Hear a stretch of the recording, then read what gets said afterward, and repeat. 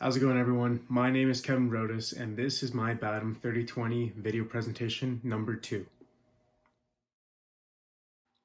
As of March 2020, our lives were forever changed as we were asked to abide by the government's request to stay at home due to the coronavirus outbreak. This ordinance is to make every individual possible quarantine themselves at home has changed the way we do our day-to-day things, how we work, how we go to school, how we get groceries, how we get just about anything.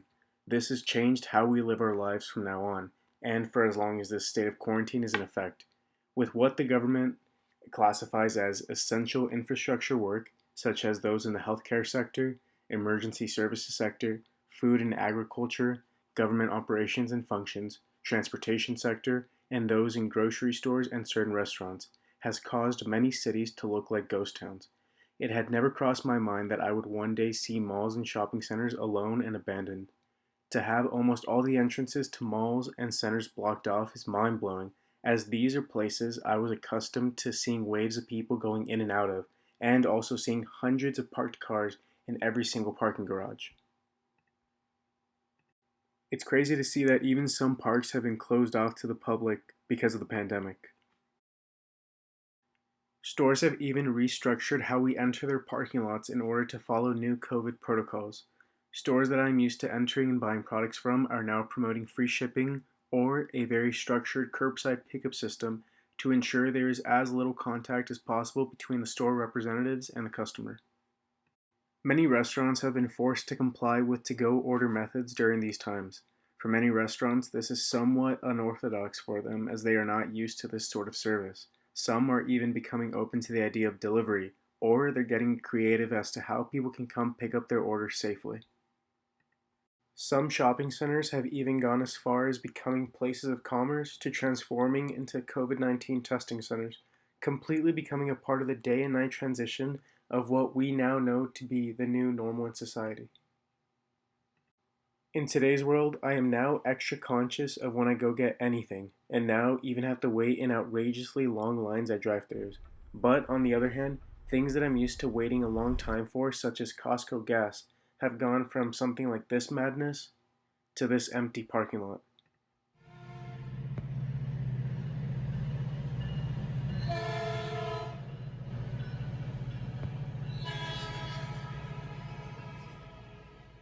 Gasoline stations are closing earlier or closing indefinitely, leaving more people to go to fewer stations. This, however, poses a huge threat as it increases the risk of spreading any virus, especially coronavirus. So, my solution? Well, we already have services that are trying to limit our exposure to the outside world, such as your Uber Eats, your DoorDashes, your Postmates, and even other similar delivery systems such as Instacart with groceries. However, I'm trying to take that same format into gasoline, introducing Gas and Go, the first gasoline delivery service in the San Fernando Valley. With the world we once knew turned upside down, I want to help bring some relief to everyone I can. My goal is simple. I want to prevent people from overcrowding gas stations and preventing the spread of this virus. Essential workers, or simply those who have been joyriding to try to get out of the house during this quarantine, will eventually run out of gas and have to fill up at the pump. When this happens, sooner or later, they will inevitably expose themselves to an area where people have come and gone all day long. We would hope that people are utilizing masks and gloves when they're putting in gas, touching the gas nozzle or even the keypad to pay, or if they're using cash to pay on the inside. But unfortunately, we can't 100% guarantee that everyone's going to abide by those rules. One day, even someone responsible might forget to bring a mask or glove when they're going to fill up, and that's okay. We're only human. We're going to make mistakes and we're not perfect. This, however, is exactly where my service comes in handy. So why Gas and Go? My dream is to make this gas delivery service a trend from now and for the months to come.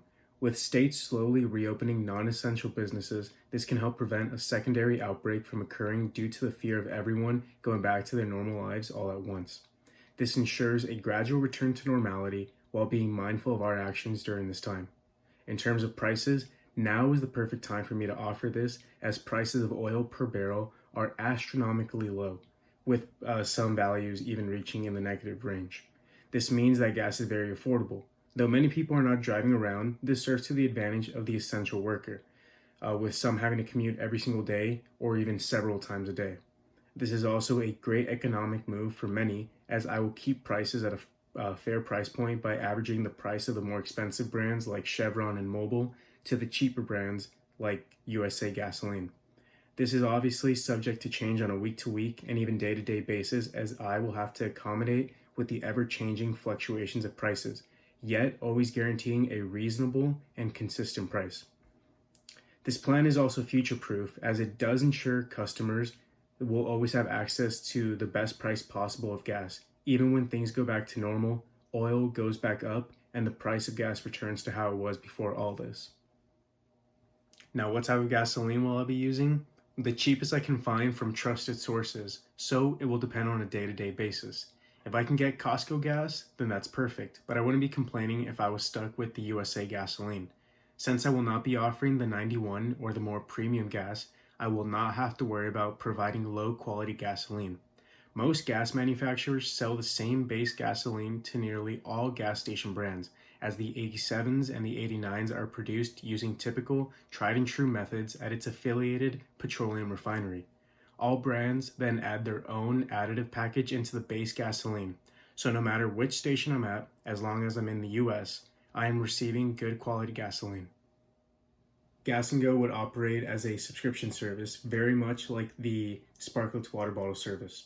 Once customers show an interest in the service, we would have to figure out how many jerry cans they would like to purchase. One single jerry can would be of a 5-gallon or 20-liter capacity.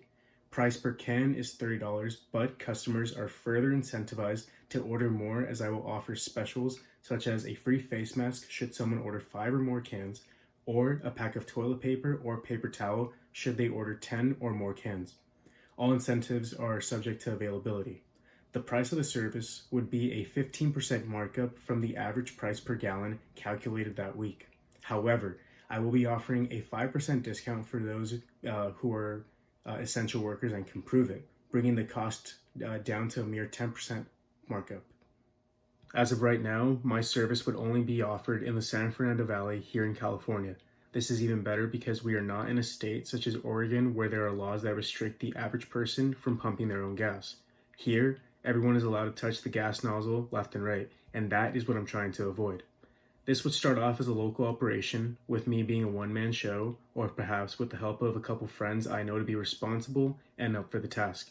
I will be offering my service to anyone within a 10-mile radius of my house to ensure a quick response time of anywhere between 10 to 25 minutes.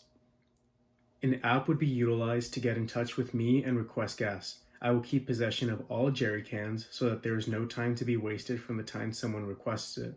Once I receive a notification, I take the can to the gas station and straight to the customer's house. The purpose of the customer purchasing a jerry can is to ensure that you will receive your gas every single time. Another way of thinking about this is to have it reserved under your name, meaning your cans will never be mixed up with someone else's, potentially causing a confusion, setback, or inability to deliver gas when needed due to a shortage of jerry cans. Once I receive the gas and arrive at the customer's house, a notification will be sent to them and will be presented with 2 options. Option 1, leave the jerry can at the front door. Option 2, signal that you will unlock your car in order for me to physically open the gas tank and fill it up for you. This is of course entirely up to the customer, and can rest assured nothing is to be stolen, damaged, or that there will be no attempt in taking their car, as their physical key will not be in my possession. This service is available to those within range from 8 in the morning to 8 at night. At Gas & Go, I will also be offering a secondary service that is tailored more to the on-the-go essential worker. This is to provide immediate and emergency gas fill-ups at an increased rate, in which this takes priority over my current orders. This is geared towards the person who needs it at 8 p.m. that night, whether they're coming back from work or to work and didn't realize that they were running on empty. In this situation, this person could potentially have gotten a face mask or gloves to go to the gas station, or they're faced with the reality that their nearest gas station is closed at that time. In this situation, I go to them, granted they tell me where to meet them, and they have to pay the increased rate of 25% markup from the average price per gallon that day. This operation would utilize my own stock of jerry cans that are designed for this service specifically, as they're already filled and ready to go. This emergency service will be available to those within range from 5 in the morning to midnight that day. Now, when it comes to promoting this business, I will put flyers up in my neighborhood as well as putting them on the front doors of houses near where I live. I cannot use social media in this initial phase as I need to control how many consumers I will have, since it would only be by myself. I need to ensure I don't oversaturate my clientele and find myself unable to fulfill orders. With that being said, should this prove to be a successful service, then maybe I could scale up. By getting more people to join me and being able to offer them a cut like some of these bigger Uber Eats and DoorDash type companies, I can have the ability to expand the locations that I can offer the service to and to have a bigger selection of customers. A final step would be to get the adequate vehicles and even certifications to carry larger amounts of gasoline in order to fulfill more orders. Together, we can do our part in preventing the spread of corona to enjoy the beautiful world that we live in. Think of the world. Think of those around you. Think Gas and Go. Thank you very much.